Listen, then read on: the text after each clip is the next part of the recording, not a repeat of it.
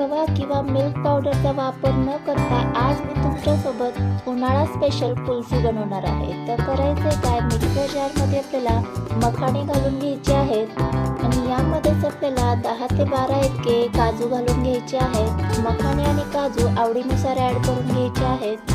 आता यामध्ये मी अर्धी वाटी इतकी साखर ॲड करून घेतलेली आहे। साखर देखील आवडीनुसारच घालून घ्यायची आहे। 1 चमचा इतकं कस्टर्ड पावडर आणि 1 चमचा इतकं गव्हाचं पीठ यामध्ये मी ॲड करून घेतलंय। झाकण लावायचे आणि हे सगळं आपल्याला छान असं मिक्सरमध्ये फिरवून घ्यायचं आहे। जितकी फाईन अशी पावडर करता येईल ना तितकी फाईन अशी पावडर करून घ्यायची। इथे आपल्या कुल्फीचं प्रीमिक्स तयार झालेलं आहे। हे प्रीमिक्स तुम्ही एअरटाईट कंटेनरमध्ये महिनाभरासाठी स्टोअर करून ठेवू शकता आणि जेव्हा गरज वाटेल तेव्हा कुल्फी बनवण्यासाठी हे प्रीमिक्स तुम्ही वापरू शकता। आता तयार प्रीमिक्स मी एका भांड्यामध्ये काढून घेतलं आणि यामध्ये साधारण 1 वाटी इतकी कोमट रूम टेम्परेचरचं दूध ॲड करून घेतलं। छान एकजीव करून घेतलं आणि 10 मिनिटासाठी हे रेस्ट करून घेतलं। 10 मिनिटं झाल्याच्या नंतर हे मिश्रण असं थिक होतं आणि आता एक साईडला इथे मी दूध गरम करण्यासाठी ठेवलेलं आहे।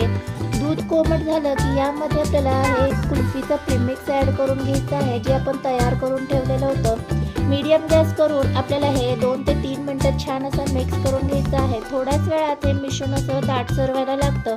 या पद्धतीने दाटसर झालं की यामध्ये आपण वेलची पावडर ॲड करून घेऊया। यापेक्षा दाटसर करायचं नाही आहे कारण थंड झाल्यावर ते आणखीनच दाटसर होतं। वेलची पावडर ॲड करून घेतली, मिक्स करून घेतलं आणि आता गॅस बंद करून हे आपल्याला रूम टेम्परेचरला असंच बराच वेळ थंड करून घ्यायचं आहे। बऱ्यापैकी थंड झाल्याच्या नंतर हे मिश्रण असं थिक झालेलं असतं आणि या पद्धतीने मिश्रण झालं म्हणजे परफेक्ट तयार झालं। आता कोणत्याही कुल्फीच्या मोल्डमध्ये हे मिश्रण तुम्ही गरजेनुसार भरून घ्यायचं आहे। हे सगळे कुल्फीचे मोल्ड मी या पद्धतीने भरून घेतले आणि ओव्हरनाईट याला मी फ्रीझरमध्ये सेट होण्यासाठी ठेवून दिलेलं आहे। तर इथे तुमच्या लक्षात आलंच असेल आपण ही कुल्फी करण्यासाठी खवा किंवा मिल्क पावडर कशाचाही वापर केलेला नाहीये। काजू आणि मखाणे वापरून ही हेल्दी अशी कुल्फी आपण तयार केलेली आहे। तर दुसऱ्या दिवशी इथे मी तुम्हाला दाखवतेय ही कुल्फी आपली छान अशी सेट झालेली आहे। हे मोल्ड आपण थोड्या वेळासाठी पाण्यामध्ये ठेवून द्यायचे म्हणजे जेणेकरून आपली कुल्फी आरामात डिमोल्ड होईल। तर इथे पाहू शकता मस्त अशी आपली कुल्फी तयार झालेली आहे। गव्हाच्या पिठामुळे या कुल्फीवर बर्फाचे खडे जमा होत नाही, त्यामुळे इथे मी गव्हाच्या पिठाचा वापर केलेला आहे।